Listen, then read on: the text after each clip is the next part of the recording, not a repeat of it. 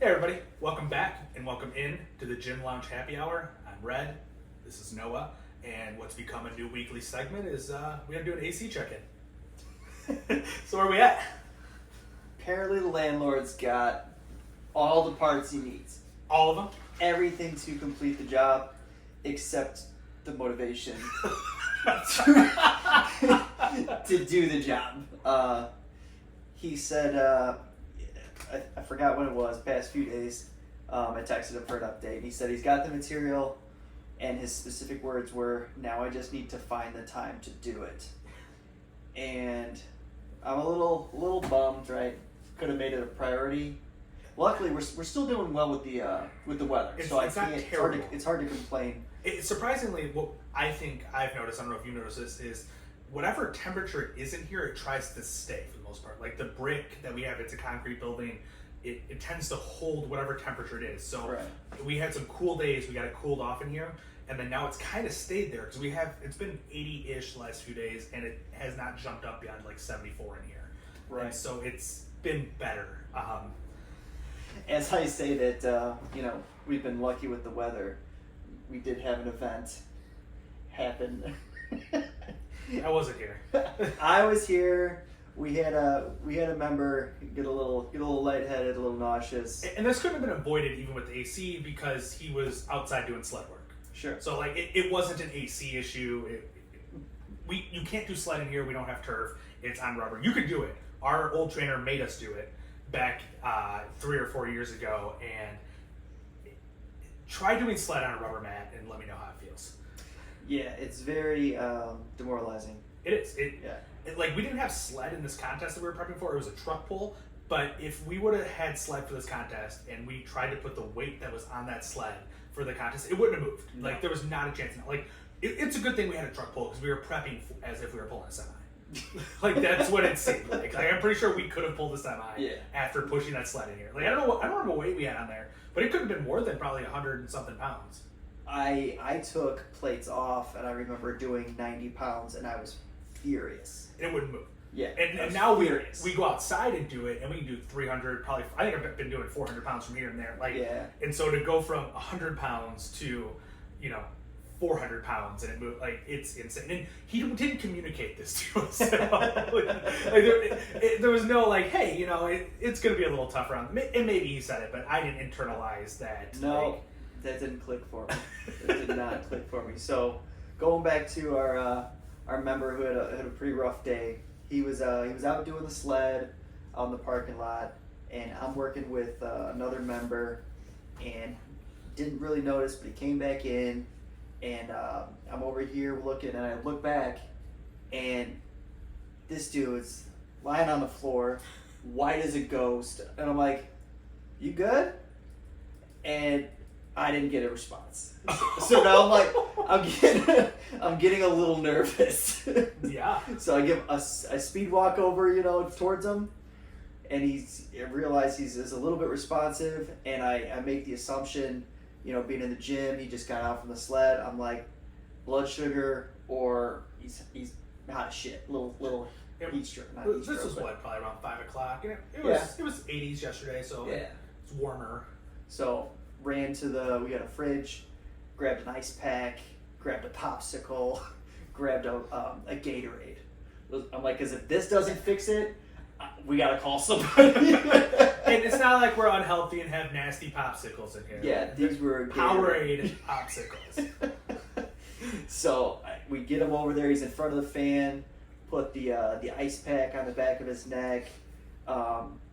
He's communicating that I'm nauseous. I think I'm gonna throw up. I get the garbage can over there, and then I think within 3 or 4 minutes he was feeling some type of way a lot better. But initially I'm like, man, I'm not ready for this. Not ready for this. Oh my god. So that was a good time. And as far as the AC goes, so normally we film on Sundays. We're filming on Thursday because Noah is going on a cruise. So it's not been a full week since our last update on the AC, but the message came through from the landlord on Monday, I think it was, that he had the parts. It's now Thursday. Parts are not in the ceiling or wherever he's putting them. And no communication of like, hey, you should tarp this up because we're punching a hole through the ceiling or anything like that yet. So Yeah, with how things have been going, I'm sure, you know, it'll be the morning of, you're going to be out of town, I'm going to be on a cruise. yeah. And he's going to be like, did you guys tarp some stuff?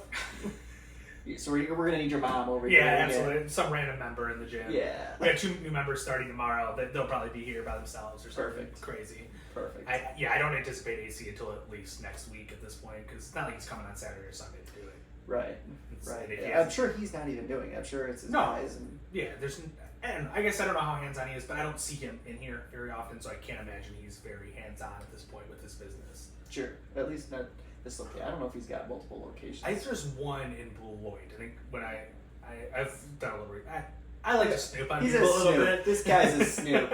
I don't remember exactly what I found, but I think it was there's a Beloit location and there's Sure. a location here. Yeah. You got his social security number, I'm sure. Just 4 of the digits. There you go. That's all you need. The That's the last 4. 4. Unfortunately, I got the middle 4. I don't know what to do with those. So you're going on a cruise. How long's your cruise? So we fly out tomorrow from O'Hare to Florida, and then Saturday get on the cruise, and it is a week-long cruise, stopping in Roatan, Puerto de Maya, Cozumel, and Belize. I knew much what it. like 2 of those places are. Yeah, my buddy got married in Belize, so we've been there. Roatan, my wife's aunt and uncle go there frequently. What country is that? Is that a country? Honduras. Yeah. And it's beautiful. We've got I booked us some bungalows over the water. Okay. Yeah, a little. So you have a couple of nights in each of these places, or a night in each of It's these? a day. Oh, so it's a day. bungalow during the day. Yeah, so I Interesting. rented for like 6 hours or something. It's like all you can eat, all you can drink, and Gotcha. it looks pretty It's awesome. like an hourly rate hotel. Got it. My wife's got some goggles. She's just gonna be swimming around like a little guppy in the freaking. You're just gonna watch ocean. her. I will just supervise from the drink table. That's amazing. Yeah, so pretty excited. The other thing we booked is like an adventure park, and it's like they have zip lining into the water and then cave tubing, and apparently it's a park type Cave thing. tubing sounds kind of sketch. No, did in Belize, and it was awesome. Well, just because it's not like it can still be Absolutely. sketch. and- Absolutely, it's that there's no OSHA. If that's what there's none of Like, this. because in my mind, like caves get tight in places, and like you get this tube flipped up or something. Oh no, I'll tell you. So the only time we've gone cave tubing, one of the coolest things I've ever done in my life. It was about a half-hour hike with this inner tube. I'm out. Oh my god! I'm sure you can make Becca carry the inner tube. I'm in again. So we get to after the half-hour hike, we get to the opening of the cave, and the water is the most crystal clear water I've ever seen in my life. And we went swimming for whatever 15, 20 minutes. It's like 10 feet down in some spots. You can see all the way down. It's gorgeous. But you look into the cave, and it's pitch black at a certain point. I'm out again. You can't. We had hard hats with lights on it. And again? This is a wild ride you're taking me on. So we put our tubes down, starting about 10 inches of water, and then just start floating down in this cave. And it's, they've got stuff on the wall. Is this like a river speed of water, or is this pretty slow? Like Pretty slow. lazy river? more lazy. Okay. Yeah, absolutely. So the tour guide is talking about all the stuff on the wall, the pictures and everything, and then we get to a certain point. And it's so dark in here. If you turn your light off, you cannot see a thing. Like, it is pitch black. And you're on an inner tube, so my hands are hanging off, my feet are hanging in the water. It was great. And the guy's like, all right, we're at the deepest part of the cave now, 60 feet deep in this cave in somewhere in Belize. I don't even know.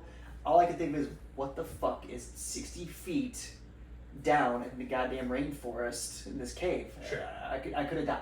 Is there a bottom to these tubes, or is it going to come up and bite your ass, whatever it is? No, every part that was touching the water when he said that fucking came out of the water. I'm out. My feet, my hands, my ass, I'm just sitting there like that's just... Yep, just like you in the water, I'm out. Yeah, absolutely. So you were not selling this very well. it was great. I didn't die. The tour guide offered us weed. I don't know what more you want. I'm in. And then so you eventually come out of the cave, and then it's a lazy river through the fucking forest, and there's animals everywhere. It was really cool. It was really cool. And you got malaria from a mosquito. Well, take the good with the bad. Oh my god. So speaking of edibles, What about 'em?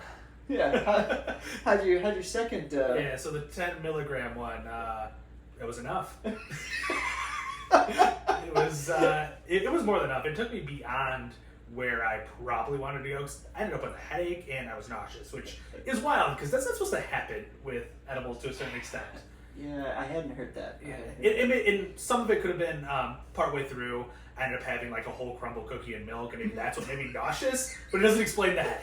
I don't know why my stomach hurt after I downed all these frosted animal crackers when I was high. I don't get it. I've eaten like that before without a problem. But so yeah, it wasn't a great experience.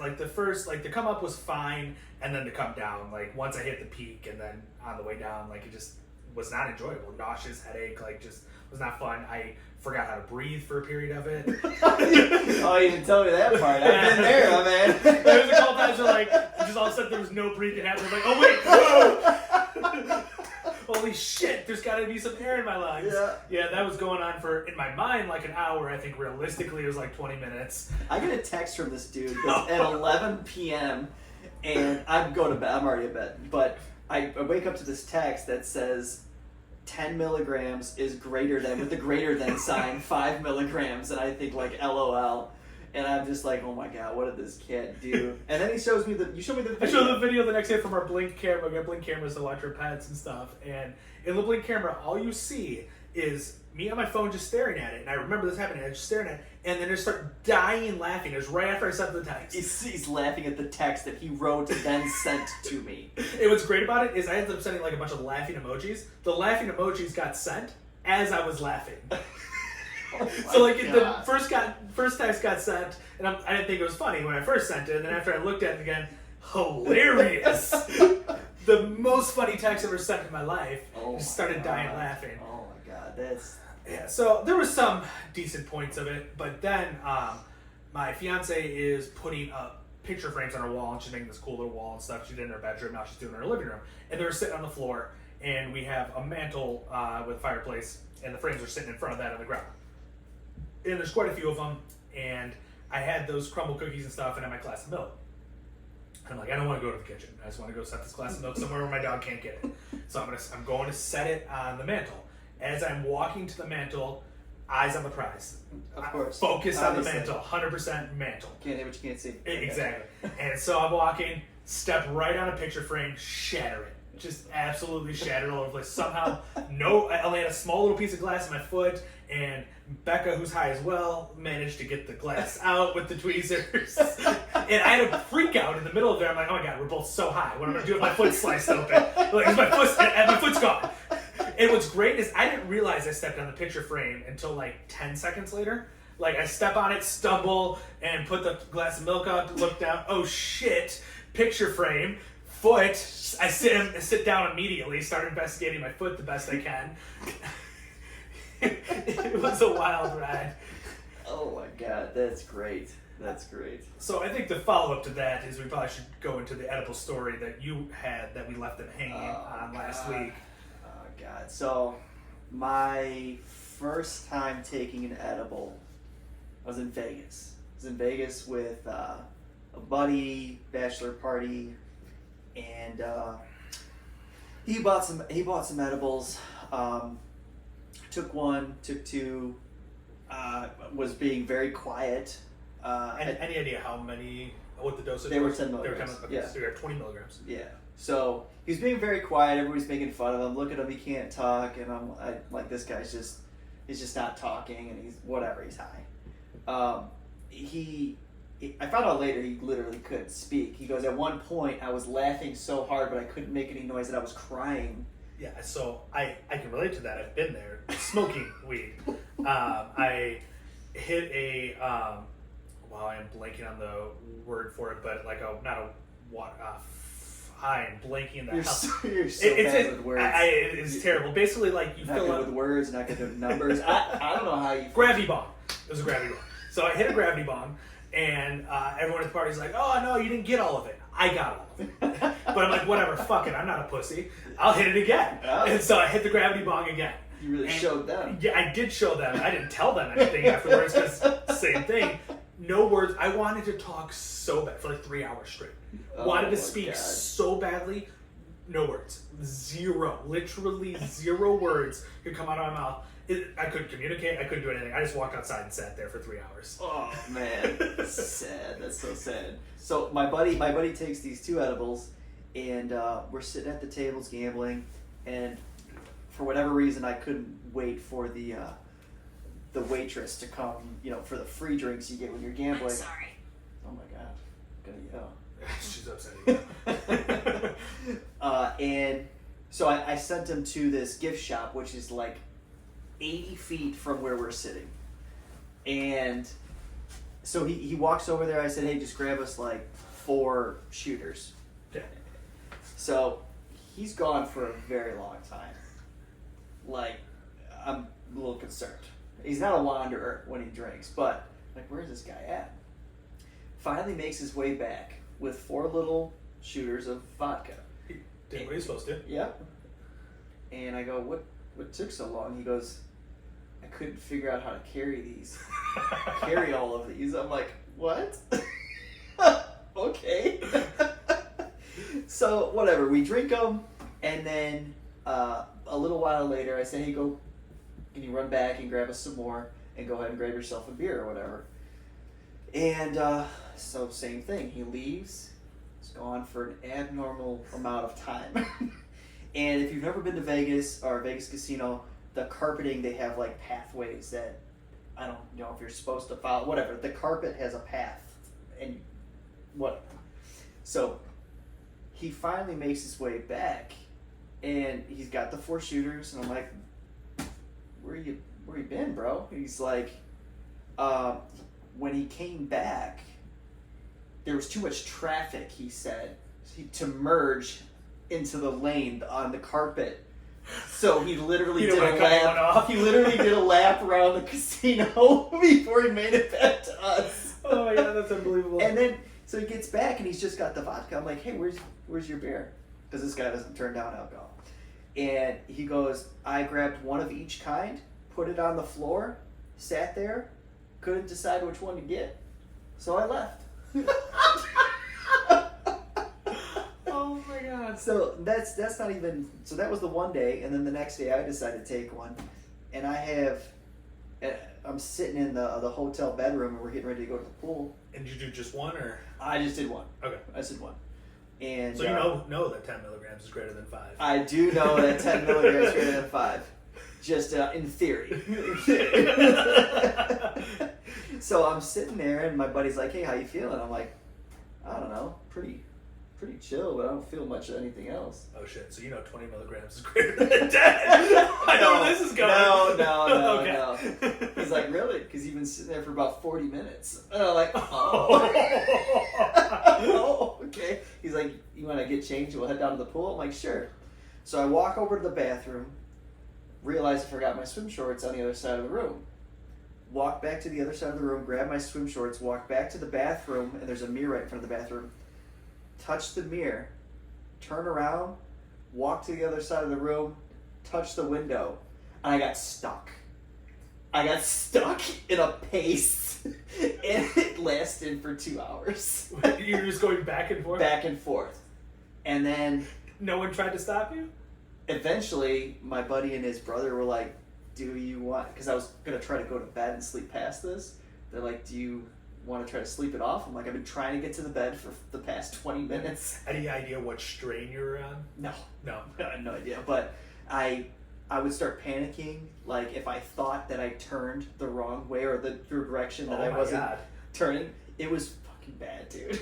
And then, to your point about not breathing, I would walk and think I was forgetting to breathe, and I would gasp. Like, it was horrible. And then they're like, do you want us to go get you some food? I'm like, I guess. So they came back with some Doritos, which I found out later. My buddy's brother was like, "Oh, let's get him these." It was like gummy bears, so it was like mimicking edibles. Like, don't fucking get them. So he gets me some Doritos.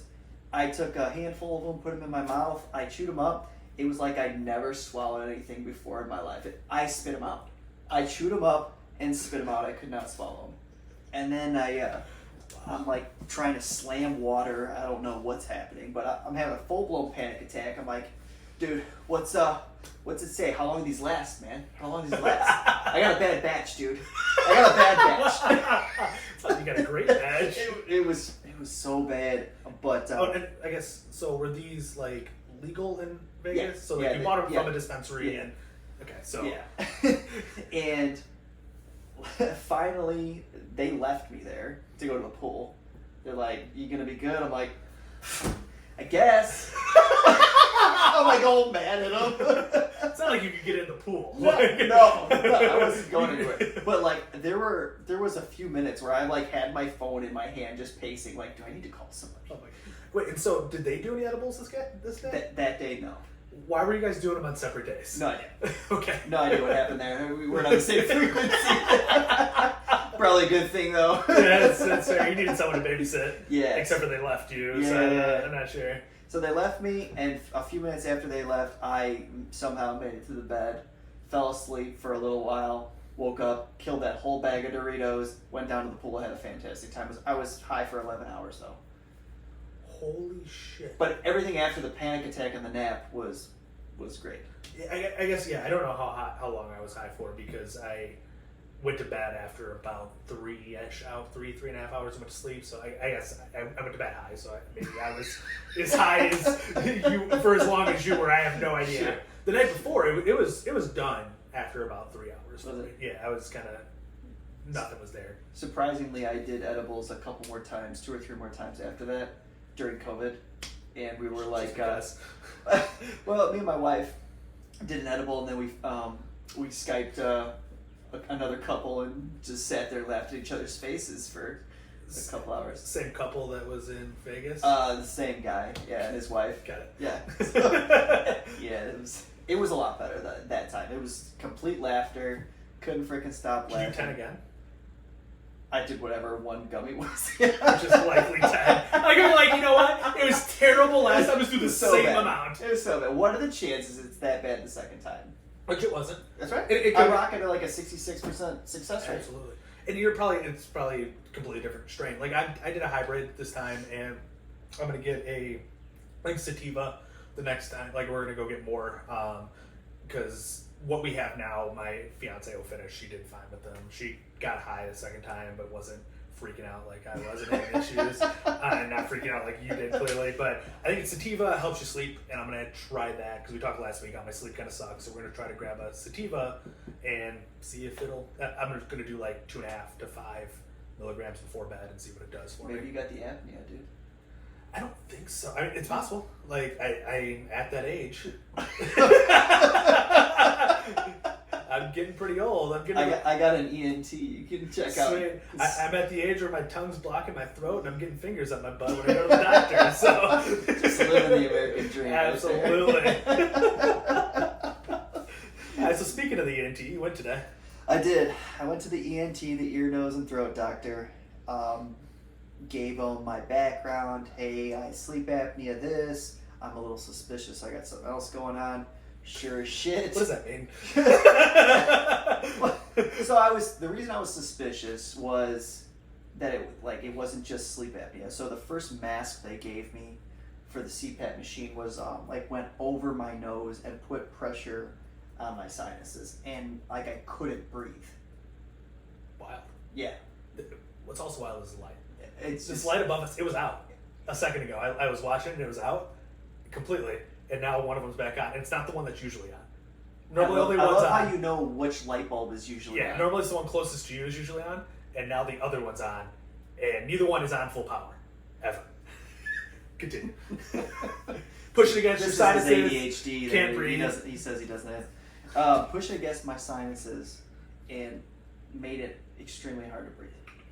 I'm like, that seems like it's doing the opposite of what I need. So I got a different mask, one that just goes under the nose, a lot easier to deal with. So I'm like, there's got to be something else wrong. And sure as shit, the guy goes, yeah, your septum's deviated. What does that really mean? In both nostrils. It's like if I'm explaining this correctly, the piece between your nostrils like goes more one way or the other. So he goes, yeah, it's deviated in both nostrils. I'm like, what? How's that possible? More towards the front, it goes one way, and more towards the back, it goes. I have a fucking S septum. S for septum. That's what I have. Wow. Yeah. So. What's the fix?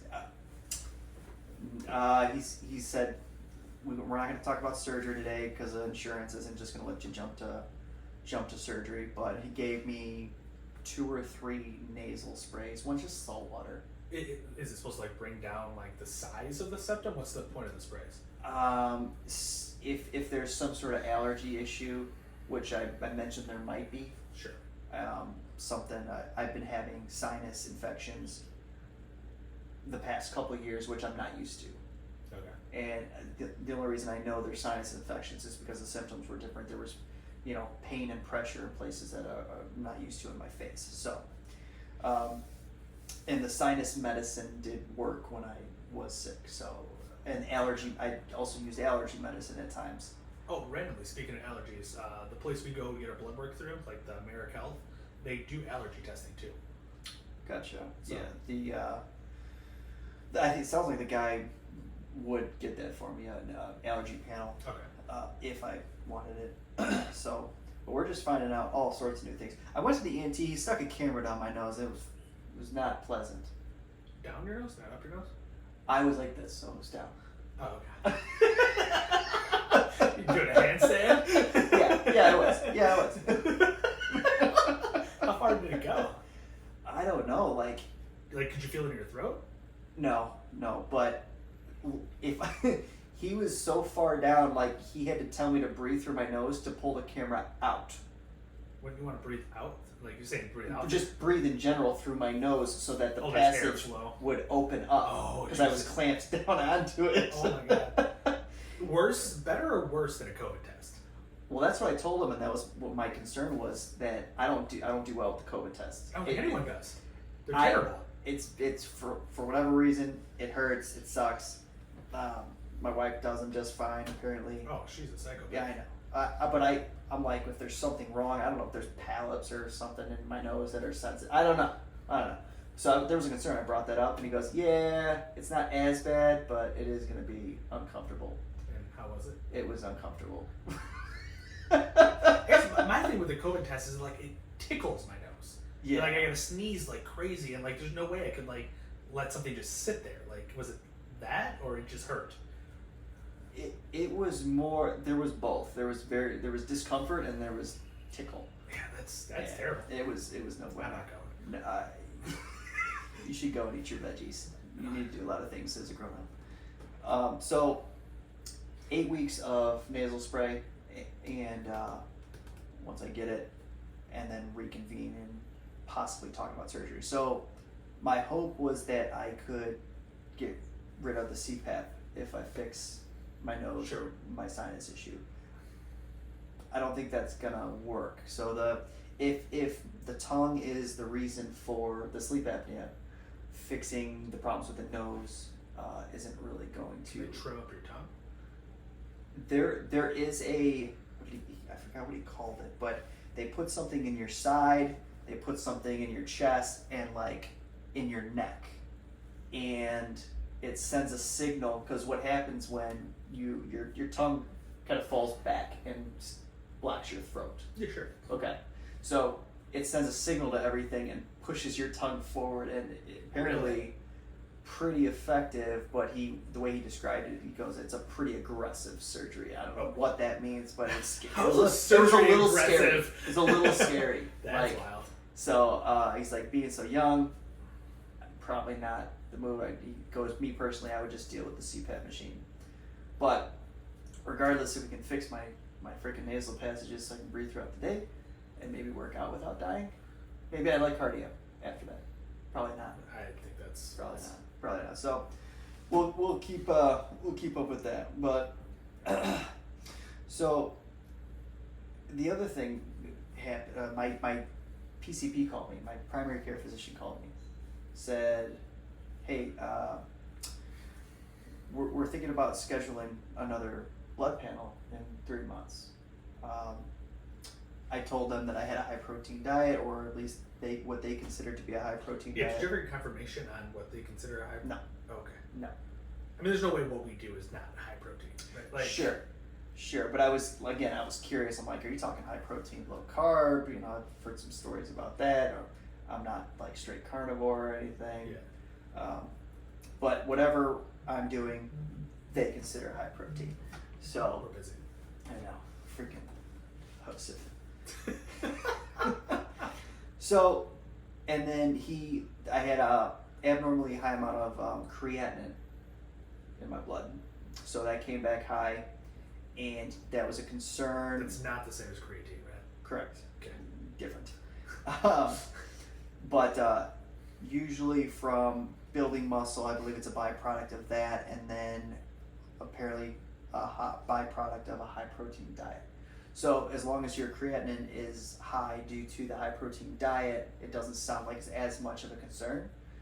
But they still want to do blood work in 3 months to check. I have no idea what. That's intriguing. Is there a chance that like that number could rise over time, and like that's indicative of a problem? I think it did slightly go up from the first to second blood test. So maybe that's Which is wild because you're probably eating less protein and working out less Well, than Well. from the first blood test. it's because I've been taking an extended break. Doesn't mean you gotta shoot shots like that. So that would be kind of weird that it went up with the change in the diet and the change in the workout pattern. You would assume then it would come down if that's what was causing it. Yeah. So, and I think the other thing too is he wants to monitor the kidneys. If you're chronically dehydrated, that puts a lot of stress on your kidneys. I don't think I'm great at drinking water or enough water. My shaker is, what was this, 24? Should be 24, yeah, something like that. 24 ounces. I would typically do a protein shake with 24 ounces. I've been doing the liquid IV with 24 ounces, and then any additional water at a meal. So it feels like I'm not dehydrating myself. That feels pretty light to me. You drink a lot more than I do. Yeah. It's one of the few times you'll ever say that. Yeah. Yeah, that feels pretty light to me. I mean, I shoot for roughly a gallon a day, and if I can tell with my body. How many ounces is a gallon? 128. Okay, So you need like 5 of those, roughly. Well, that's not it. That's too much fucking work. I have at least two of those, at least a glass, which if I fill it up, it's probably 12 ounces. 12 to 16. 12 to 16. I'm having at least one of those per meal, so that's another 3 times 16, it's another 54. 48 ounces. Okay. 48 and 48. I'm at 96. Sure, you're in the neighborhood. You're at a gallon and a half, or like 3/4 of a gallon. It's like you're in the neighborhood. Sure. Is it 128? Am I mathing wrong? It's 128, isn't it? You got your phone. For me though, when I'm trying to aim for water, I'm aiming for a gallon, but my body like kind of notifies me when I'm getting dehydrated. My lips get dry, my mouth gets dry, and I just overall don't feel the greatest. And actually, surprisingly, what helps me with that is I will just do an additional liquid IV with like 20 ounces of water before I go to bed. Solves all my problems. And when you say you're feeling weird or dehydrated, what are you typically? Well, if you would have been listening what I was just saying. I don't listen. I was my Googling. lips are dry and my mouth is dry is like the biggest indicator for me. 128 ounces is a gallon. Okay. Perfect, I knew it. So I'm not terribly far off. I don't. What I feel, it doesn't sound justifiable to feel dehydrated or to be considered chronic dehydration. For me, where I typically notice it when I start feeling like that is if I'm only like 3 shaker bottles into the day, and you need about 5. That's roughly what gets you there. If I'm 3 in, I notice a difference versus doing those 2 extra. and you're coming up like one short. So like, I don't know if I have 4 if I notice a difference, but if I have 3, I definitely notice a difference. And everybody's different. Sure. Right. So I mean, and it's going to be a day-to-day thing too, because if you're outside doing more work, you're sweating more, you're going to need to take on more. But you also have the additional issue of sodium problems too, right? Which is going to become a issue with dehydration and all that stuff too. If you don't have enough sodium in your body, you're not retaining enough water, but you also have sodium issues with your kidneys, and you got. I know. I gotta know. I'm the full package. I don't think that's what they meant. Oh. Let's talk about something else.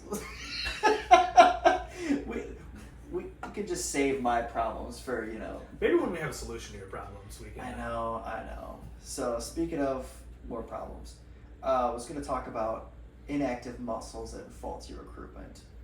So we've got a member who has compensation patterns. So like, if you're trying to do a movement, your body's recruiting certain muscles, those muscles aren't strong enough, so you try to compensate with other muscles. In this case, it's their neck, and they're straining their neck when they're working out hard, and their neck can't handle the load, so their neck's always sore. They also have strains in their traps and things like that.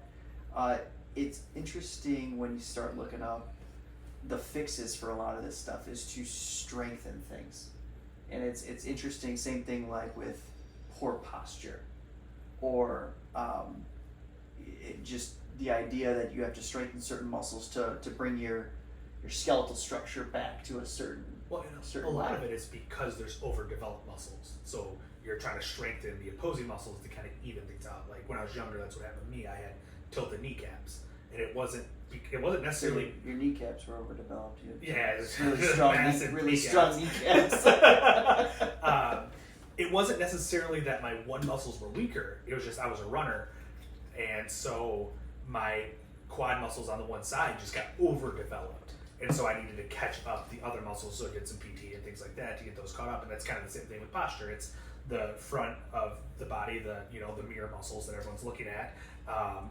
Those tend to get overdeveloped. It's what you see, it's what you want to work, it's what people like to grow. Sure. And then there's various other things too, like being on your phone and whatnot, that can cause various things to occur that way. But it's these muscles are overdeveloped. It's not that the muscles in the back and stuff are necessarily super underdeveloped. They're just not matching these overdeveloped muscles, so you need to get them up and even to a certain extent.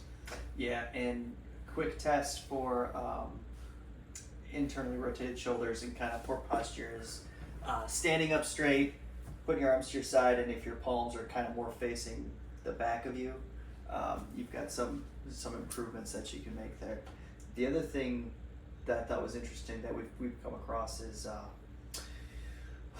where the pain is at on the body isn't always where the problem is, or what you need to fix. That's wild. Isn't it? I'm like, the body is so stupid, but it's so smart all at the same time. Oh, absolutely. Like I get pains. Upper body's kind of the worst for me. It tends to be, at least. And our old trainer is very good at identifying problems and fixing the problem. And a lot of times it'd be like, oh, I have pain in my bicep, and he'd be like, well, it's due to your pec minor that you have. Then I'm like, my pec is all the way up here, my chest, my bicep's all the way down here. How is that related? And then you dig into the pec minor, fix the pec minor, bicep pain goes away. Yeah, it's like, it makes no sense at all. Like, if you really break it down and start looking at where things connect and stuff, you can make it make sense. But on surface level, it does not make any sense. Absolutely. He would typically do some sort of assessment, and he goes, does this movement hurt, or does it, he'd have me lay on the ground and one leg is arched up. He's like, oh, the problem's over here. I'm like, what? How did you even get that? One thing I learned about knee pain, when we were looking at another member had some sort of knee pain, and actually I did too. And my physio mentioned a tendon. I forgot what the name of it was, but whatever. It runs all the way down your leg. It runs through your calf.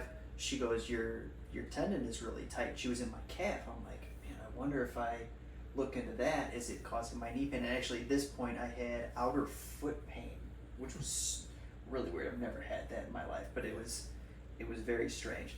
So I looked up this tendon and how to kind of work it, massage it, and everything. And as soon as I touched it, I'm like, holy shit, that is on fire. It freaking is killing me. Well, that's the other thing we've learned too is you need to touch things to figure out where the pain is and what's actually, and then dig in further.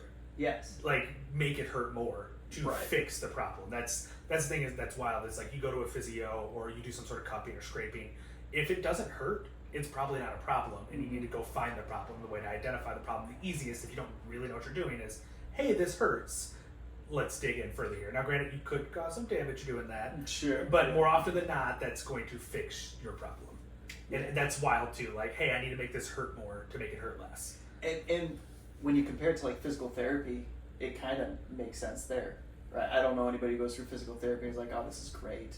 I guess, but like for me, I not only did physical therapy for the knees and when I was young, I don't remember a ton, but to me, physical therapy is more just like you're building muscle, and that's why it sucks. And it's not because, hey, this hurts, and that's why it sucks. It's, hey, this is daunting, it's tough, it's like lifting weights, it's a difficult thing. At least that was my experience. I don't know if your experience. I don't do physical therapy. Okay. No. Beautiful. I just speak from an ignorant state of... And generally, I think the reason PT sucks is because you're generally you're coming back from some sort of injury, and that muscle is now not been used for 6 to 8 weeks or longer, and so it's weak.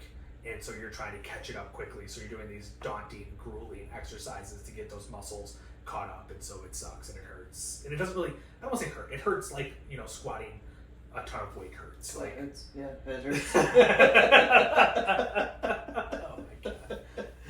That's fantastic. But so speaking of squats, I am now a week and a half into my lifting program that I have, my new one.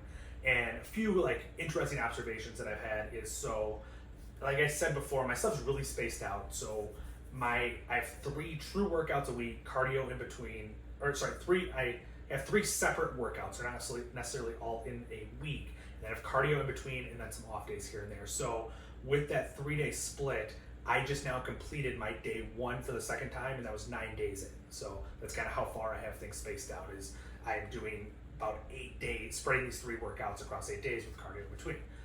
So yesterday I did my squat workout, which was my day 1 workout for the second time.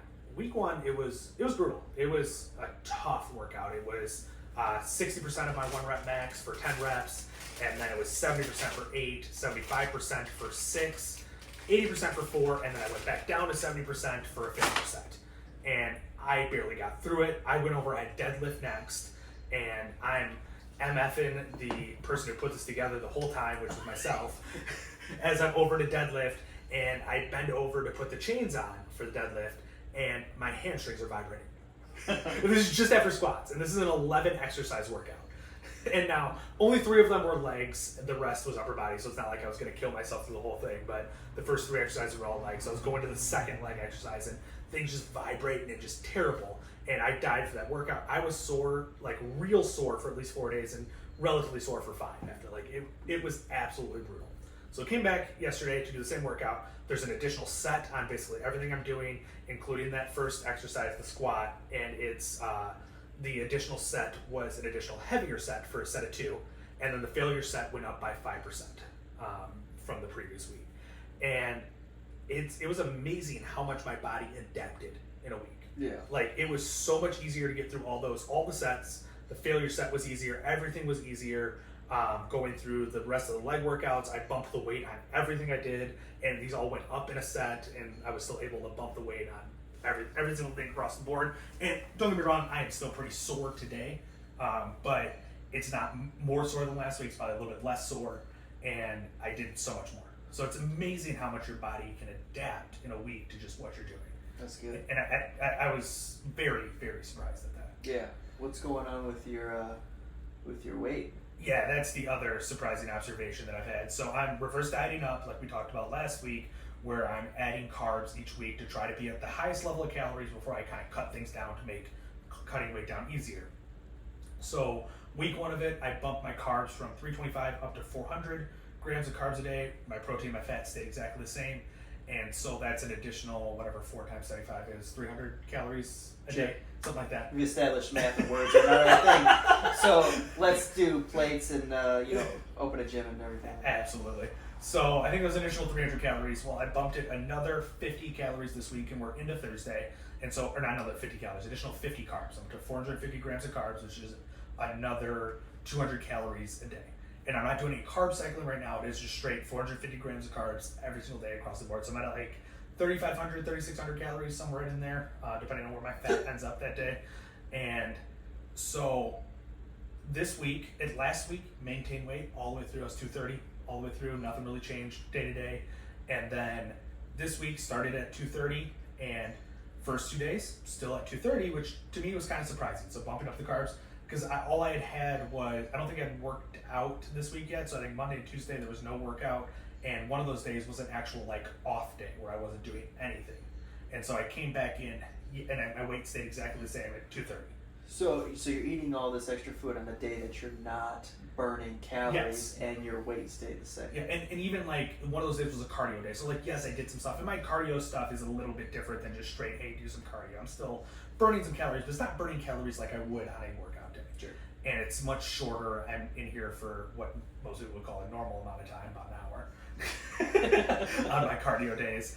But so it was a cardio day, it was an off day, and I stayed at 230. I'm like, that's wild. I'm eating so many more calories. My weight should be going up in theory.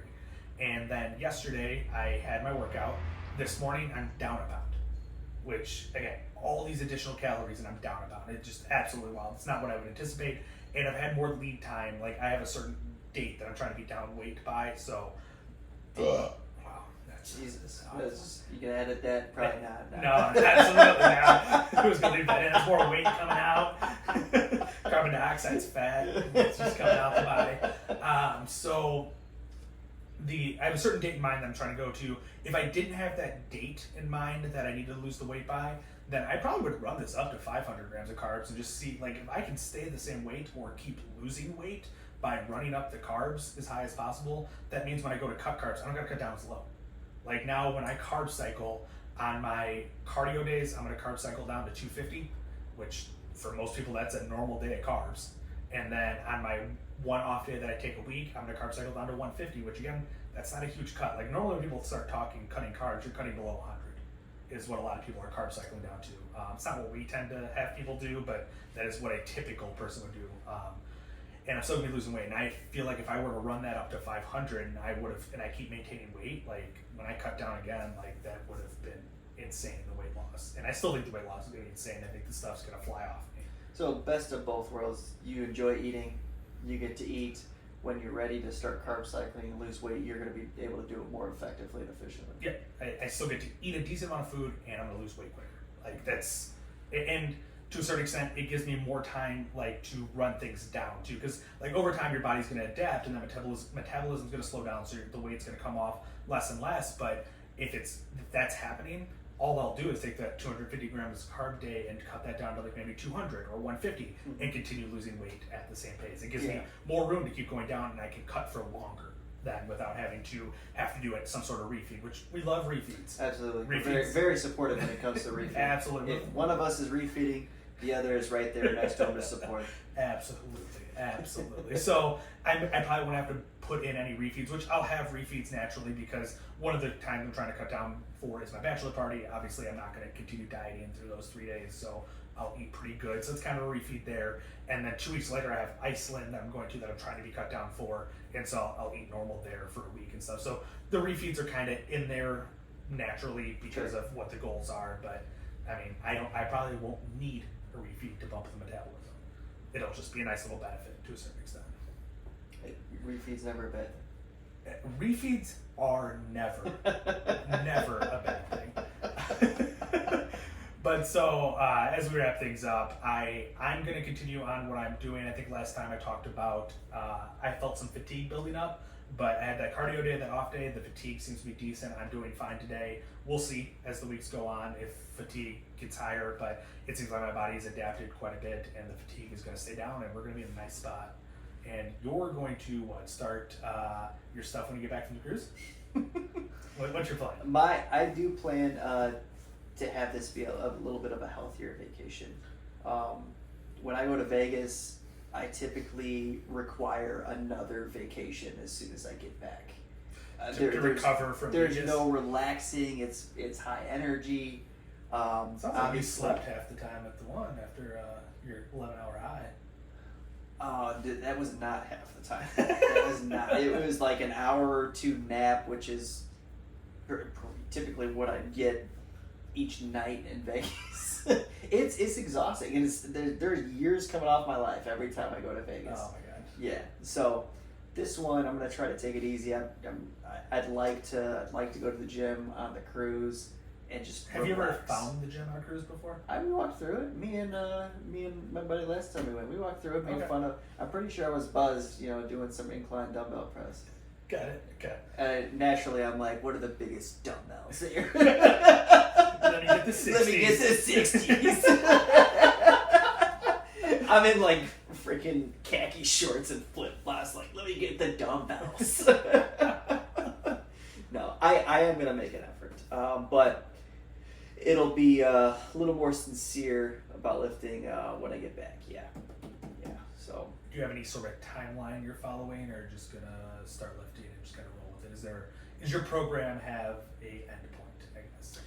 It was hypertrophy for 3 to 4 months, 3 months, and then a strength phase, and then back into a hypertrophy phase gets me to the start of summer. Wow. So yeah, it does. I have not planned that It does far. have a structure. So my plan was to get into the habit of, getting bigger during the wintertime, bulking, and then leaning out for the summertime. So I missed the boat this summer. You know what's interesting about that too, to a certain extent? I feel like with your lifestyle, not having kids and stuff, and what my lifestyle is, the whole like cutting for the summer and bulking for the winter and things like that is you take vacations in the winter, right? Like it's not like you take vacations in the summer because your kids are off school and things like that. You're looking at me like I'm crazy. So I typically take my vacations to Vegas, and I'm not going to Vegas in the winter. Gotcha. I want it to be 120 goddamn degrees when I'm in Vegas. You're disgusting. I know. That makes no sense. I'm okay with heat. Like I don't want to go on vacation and be 30 degrees, but I want it to be 70 or 80. I went to Vegas one time when it was like 65 and overcast, and I hated it. It was for the Super Bowl. I've been to Vegas twice, and I went in September and December. Mm-mm. Beautiful time of year. Chief. Not for me. Not for me. I need to be sweating bullets, all the alcohol out, just profusely sweating. All right. Well, next time we check in with you guys, Noah will be back from his cruise. Maybe he'll survive the cave tubing. I will continue lifting and just hold down the fort here by myself. Oh my god. But until next time, guys, we'll talk to you later. Thanks for watching. See ya.